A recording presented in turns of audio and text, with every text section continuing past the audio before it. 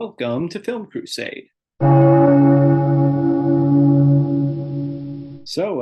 Continuing on with Film Crusade's Halloween series, we're talking about a very special film today. That's right. It's very, very special. It's among a favorite from so many people, like a lot of people. Like if there's like a top five, actually maybe top three list of anybody who loves horror movies, I would say it will crack maybe two. I was gonna say five to be generous, but it's really three because I hear everybody talking about this one. I would always say that usually, if you're a horror fan, this is somewhere in your top 10 of horror movies, which was kind of weird for me because I didn't watch it until like 3 years ago now or something. And Um, I didn't watch it until this past, well, a couple weeks ago. yeah. And of course, we're talking about Halloween H2O. Oh, right. I've got to be somewhere, by the way. No, I mean, obviously, when you see the thing on the bottom, it's like the little tail on the bottom. We are talking about Texas Chainsaw Massacre. The Uh, original, yes. the Texas Chainsaw Massacre, I believe, is the because Texas Chainsaw Massacre, I think, is the recent remake. Are you serious? Oh I my think. God. Oh, is it one of Let those? me check. Is it one of those titles where it has to like if you put the The original was the Texas Chainsaw Massacre. The 2022 version was Texas Chainsaw Oh Massacre. my God. The second one was the Texas Chainsaw Massacre 2, so it didn't do the Terminator or Incredibles thing of getting rid of the when the sequel comes around. Oh, I The forgot about that. Terminator 2 is just called Terminator 2, where the first one was called The Terminator. Forgot about that. Yeah. third one was called Leatherface: The Texas Chainsaw Massacre 3. Fourth one was The Return of the Texas Chainsaw Massacre. Texas Chainsaw 3D, Leatherface, and Texas Chainsaw Massacre is part of the original continuity of like kind of from the original movie on. Um, I've only seen the original movie and the 2022 remake, which is whatever, but it's not a. It doesn't feel like a Texas Chainsaw Massacre movie. Yeah. This one, I would say, well, at least the original one is okay. I'm gonna be real. Okay, I'll start this out, right? Yeah. I'll be real. There was a lot of hype in this movie for me because everybody for the longest time has told me, "Hey, you gotta watch, the Texas Chainsaw Massacre movie," right? I'm like, okay. I hear it like constantly, right? Even more so than like Halloween or even like some of the classics out there. I mean, this is a classic, but it's like that was like the number one classic to watch out for. And yeah, I would say so. It got a little. There was hype around this one when I first watched it this year. Yeah. And Just 22 years of hype or 23 years of hype. yeah, Um, yeah. Ever since I was a baby, dude, they were just like, like I got the doctor you whispering. will one day watch the Texas Chainsaw Massacre, and I you will got, realize that that's where all slashers came from. Was that and Black Christmas, 1974, also. Um, but but I would say that with this one, I think it's fine. I think it's a lot better than most everything we see today. like because okay, I'll start with the good stuff. The good stuff, the atmosphere. yeah, My God. Like I think I was eating dinner while watching it. And I think from the opening shot, because I've seen the opening shot and I was like, I've seen the opening shot. I was like, okay, yeah, whatever. And I tried watching this actually a couple of years ago, maybe almost 4 years ago, but it was late at night and like me and my cousins all like fell asleep. So it was so I didn't get to like 20 minutes in the movie. It was really late at night. This time, of course, I was wide awake, eating dinner, watching this, and I was like, yeah, no, this is not the time to eat dinner. And that's the first time I've done that. I would see, I remember you being like, Oh, I thought I watched most of it. I just haven't seen like the last 30 or so minutes or something. So now knowing that you had only seen like the first 20 minutes that time Yeah, not even dude. makes a little more Like sense. not even like I think I got to the van part, like Okay.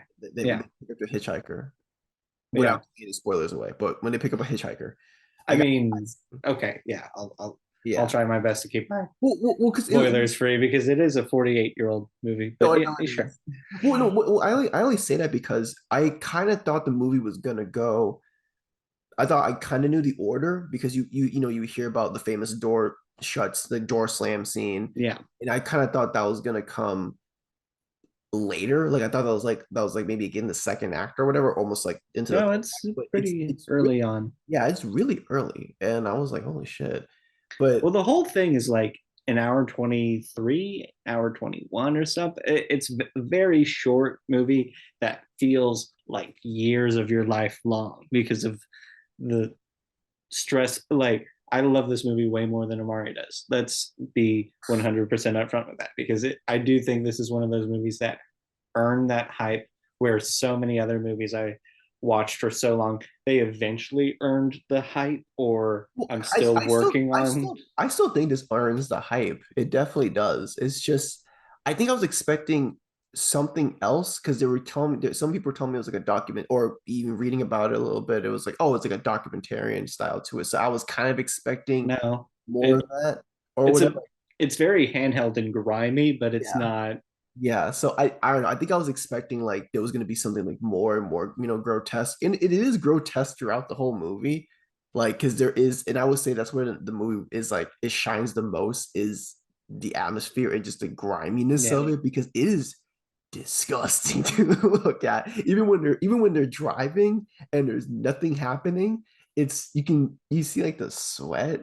Well, you get so you loved X a lot earlier this year, which this is where all those textures came from. Yeah. I think I So, yeah. and where most slasher movies got their kind of texture from was this or Black Christmas. And both of those ideas came up, like Bob Clark and Tobe Hooper came up with their ideas independently of one another in Canada and the US. And they kind of birthed the slasher within a few months of each other in 1974. You know what it was for me? I think it was just the pacing of it because Yeah. it does take its time. I mean, but you're dealing with characters also that they're one-off characters. So I know that going into it. So like because it's a slasher movie, so not a lot of slasher movies really pay attention too much on the main characters. So I knew that going in, but I think because of that, and it takes a little bit just to get into until you get like the first kill. Yeah. And then you're like, okay. But even after the first kill, it's kind of like it does this and it does this. And like I know the suspense could be there. Some not actually I don't even really feel the suspense. It's kind of more just No, I think the suspense mainly happens in like the last 15, 20 yeah. minutes of the movie. Um, A lot of movies because it's very much quick jolts of violence that kind of wake you up and then, okay, let's get back to some yeah. slasher character stuff while still having this atmosphere that is great. It's just not necessarily, you know, Yeah, um, I think I was expecting a lot. I think I was expecting like the last part be the whole movie because I think yeah, the last part is like some of the strongest shit ever and just stylistically and just storytelling wise too because it's just kind of like that's disgusting. yeah. Like with these like just what happens in that Do time. you get a bit more of why I think Tobe Hooper directed Poltergeist now that you've seen Oh Texas my Chainsaw Massacre? Like just a little bit more. okay. Um, No, because in Poltergeist, like I feel like we should really talk about Poltergeist too at some point because I gotta. That's one I do have to rewatch before we review it because all all, Texas Chainsaw I've seen like 3 or 4 times. all I'll say But about all for now, all I'll say about Poltergeist is it's like 80%, if not 90% Spielberg and like 10% Hooper. So because I mean Spielberg wrote Poltergeist and you feel like you feel it with some of the camera movements like that's Spielberg. See, I'll hear you on the writing part, but I do think there's an edge to the direction that is a bit more Hooper. Well, I mean, Having only seen Poltergeist and Texas that's the Chainsaw chase. from Hooper, mind you, and like I know a lot of his stuff is kind of aimed a little bit towards social commentary, Yes, I did. um, I didn't kind know. of where Texas Chainsaw is very much like actually supposed to be an animal rights kind of thing, and Well, the hippie genre. Poltergeist is very much about don't mess with Ancient burial grounds. yeah, Yeah, um, that movie. which I did not know that about Poltergeist going in, I and then I got was like, oh right, this is Tobe Hooper, I got Steven spoiled. Spielberg collab. Yeah, I got spoiled with that because of Family Guy when they had their Yeah, Poltergeist episode and American Dad. um, so, but but I yeah, this is one where I'm like, there's he's really good with that atmosphere and yes, that kind of social commentary, and like I remember my one of my more recent reviews of it was just saying some quotes from him that I was like, oh yeah, that's great of um spooky. great. Just like went out for a second. Spooky. He says these are three things he said. I don't believe in using too much graphic violence, although I've done it. It's better to be suggestive and to allow the viewer to fill in the blanks in their minds. The influences in my life were all kinds were all kind of politically, socially implanted. And then there was Watergate. And three, thousands of people come to LA every year, and some of them just disappear. Somebody gets them. And the states, around 100,000 people vanish each year. I don't know what that means. Maybe there's something that just pulls them out, which, is kind of one of those things that, Barbarian, Texas Chain, that's the horror that gets to me is like the horror of, oh, yeah, sometimes things just happen and there's not a reason to like there's a little bit of the social commentary but there's not a solid enough reason and it's just evil, and Yeah. that's Texas Chainsaw, that's Barbarian, that's The Exorcist, and Well, so on. I will say that I think that's just I think the social commentary is good for both movies and for Texas Chainsaw more specifically. Yeah, We're talking about it and stuff like that. But I would say I think that's really just my biggest issue with Texas Chainsaw. I think it's just the pacing of certain things because I feel like when you because I feel like those last 10 minutes or so are really strong and they're so strong and they say so much yeah, about the whole movie, but then it's like almost getting there because I feel as though you well could, that's the payoff is yeah, those last like 10 minutes. yeah, You go through the first 70 minutes of ordeal and getting to know some of the character. It's not a movie about character, that's really. It's that's about the that's the thing setting and about it's about, it. I mean, that last quote of like yeah, I think thousands of people going missing every year, and where do they go? This is one possibility.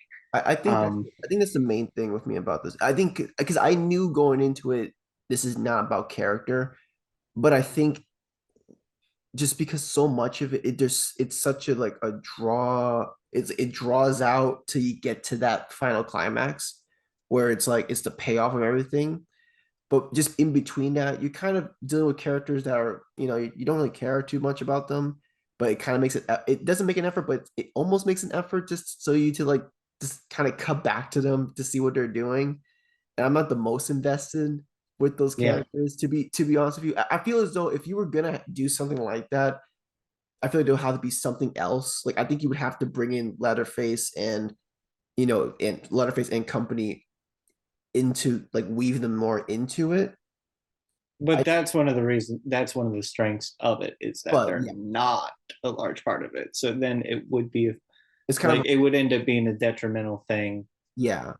had that been the case. Yeah, no, Um, no, I totally agree with you on that one. Just because then it's kind of like then the point of the movie and the point of the commentary is kind of lost at that moment because it's yeah, supposed to be a random event that happens that like what he was saying in his quote. But yeah, I don't know. It's kind of like it's like almost like a heads or tails kind of thing. Like it's like there's it's really good here, but then you sacrifice this, but you also get this. So it's like it's almost like for me, I'm Yeah, like, and this laid the template of characters there primarily to be killed off, not really to serve a purpose. Like there's the funny bit that kind of like I use as a joke whenever I talk about this movie of they say near the beginning of like, oh, Saturn's in retrograde, which means some really messed up shit could happen. And like, yeah, what did they expect? Saturn was in retrograde. well, I think I would have liked, I would have maybe like if inside, because again, knowing that it's not supposed to be about character, it's not about like the Yeah. character stuff like that. I would have maybe have liked to have seen more of a like a cabin in the woods kind of thing to it, where you get caricatures, well, not Yeah. caricatures, but you archetypes, Well, right? even this was like, Yeah, you don't really, this is the foundation. So you don't really know that's what you're building. yeah. So um yeah, you're just really making like a statement on the Vietnam War, on mhm, Watergate. You're making a statement on animal rights, on how humans treat animals, humans actually treat other humans in this case, and missing people, and all this stuff crammed into one movie that is kind of like, oh yeah, it's your typical slasher like um foundation, but it also has this other stuff and that you start to unlock more and more of. yeah, Um, yeah. and it's an interesting, like I really love both of the Hoopers I've seen, and I really want to get back through his filmography of the stuff I haven't seen from him, including the second Texas Chainsaw, where he is like, okay, yeah, the social commentary and the dread was fun, but now I'm going to make like a really wild and crazy, insane second movie that's 80s cheese and all this kind of Well, stuff. if wait, if I'm not mistaken though, I remember you because we talked privately about this movie too. Because you were also not the biggest fan of it the first time you saw it, right? Was that another movie? Well, I had reservations about it the first time I saw it. Gotcha, yeah. And then the second time I watched it, I was like, oh no, this is like Because probably my favorite slasher movie. because I feel like because I feel like with me, like in a couple years, I'll come back to it and be like, oh, actually, I do love this. Yeah. Like, I mean, think about it. With Halloween, for years, I was like, it's good. It has some problems. And now I'm like, it's John Carpenter. It's amazing. yeah. Well, Um, I think I was actually like actually a lot of people don't even only you know this, but I was the same way about 2049. Like I remember yeah. first time I saw it, I was like, it's whatever. Then it's like you watch it again a couple years later, or like a year or two. You give it some time to breathe. You're like, no, it's actually really I fun. do think Texas Chainsaw has that replayability that you Yeah. go back to it and you're like, oh, this is smarter than I thought it was the first Yeah, time I watched it. it's because like because I don't hate the movie. I don't dislike it. I would gladly watch it again. I think for me, the movie was really overhyped for me, just because a lot of people talk about it too, Yeah, like, and rightfully so. Like it is the found it is basically the birth of like the slasher. yeah, It's just really it's really strong when it does that. Like that door slam, for instance, every time, like yeah. that shit's chilling because you just don't know what's happening on the other end.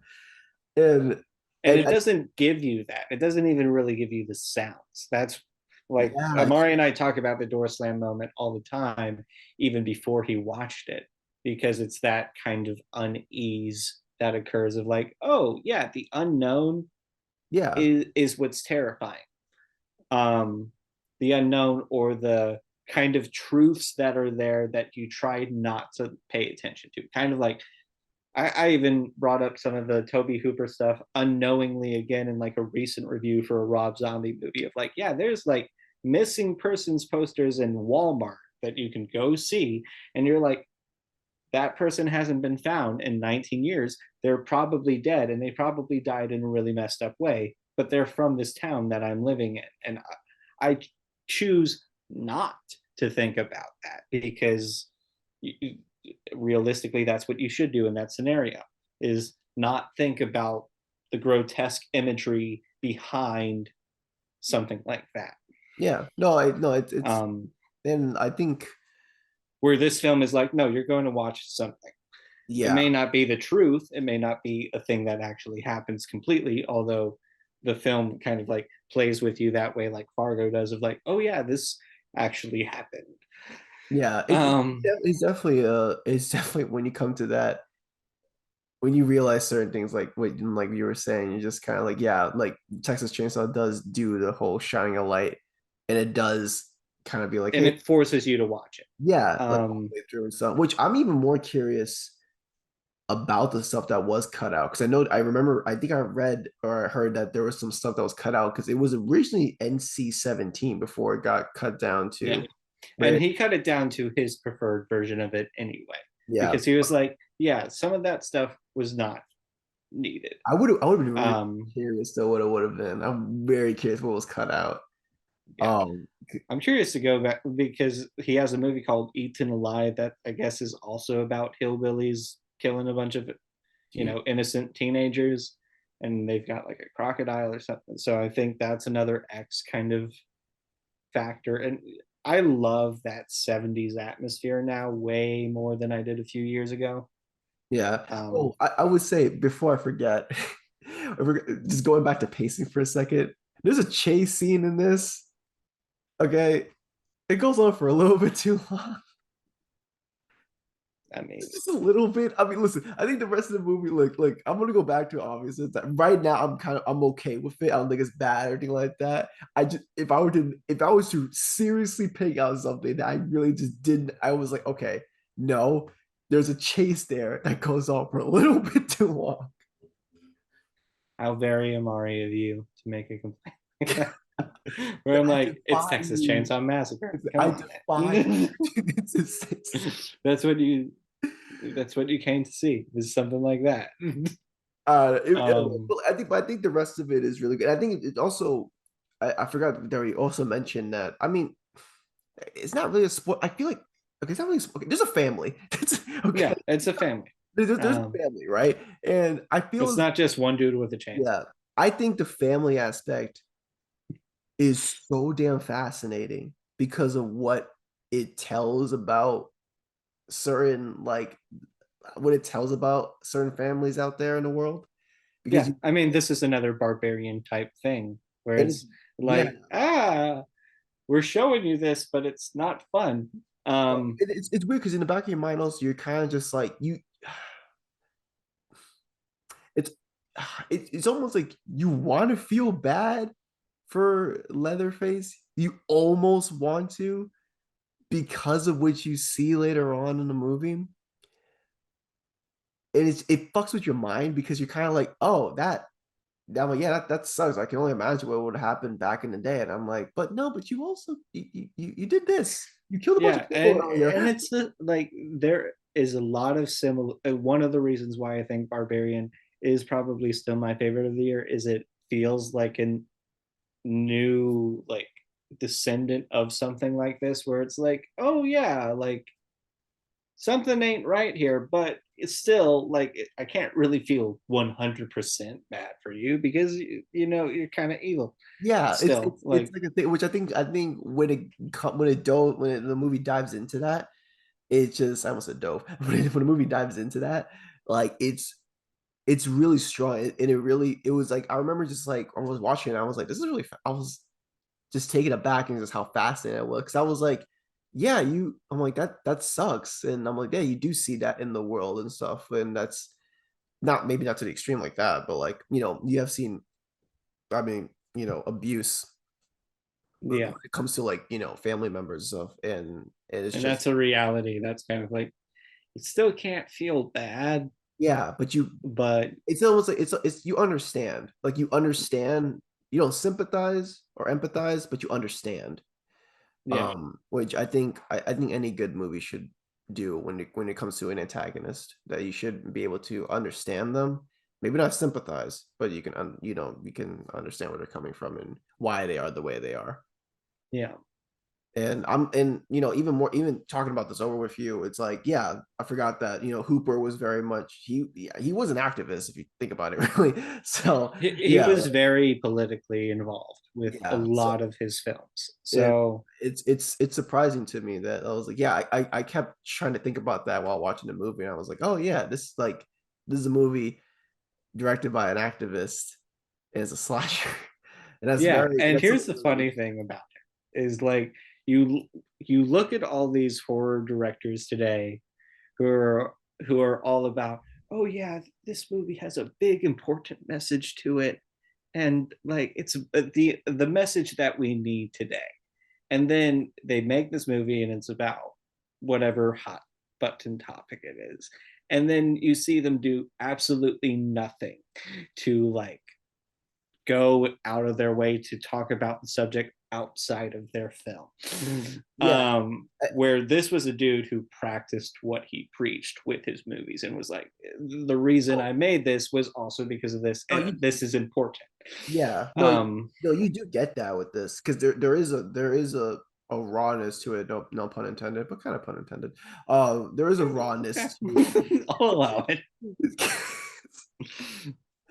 No, I mean, yeah, no, but there is that feeling to it because it's a really angry movie. It's you can really feel it. Like, despite what I might say about pacing or the one chase sequence or whatever like that, you can't. I feel like no one can deny the atmosphere and the rawness and just the brute, like the sheer anger behind the camera, like that Hooper has when it comes to like when it came to him making this movie, because you feel it Yeah, like and it's also like there's the whole animal rights thing, but it's also Vietnam and yeah. Charles Manson and all those wonderful details rolled into one horror movie. So it's very much a capsule of its time that does not just age badly now that it's No, of that time. It just gets better, I think. yeah, it just kind of just amplifies. But yeah.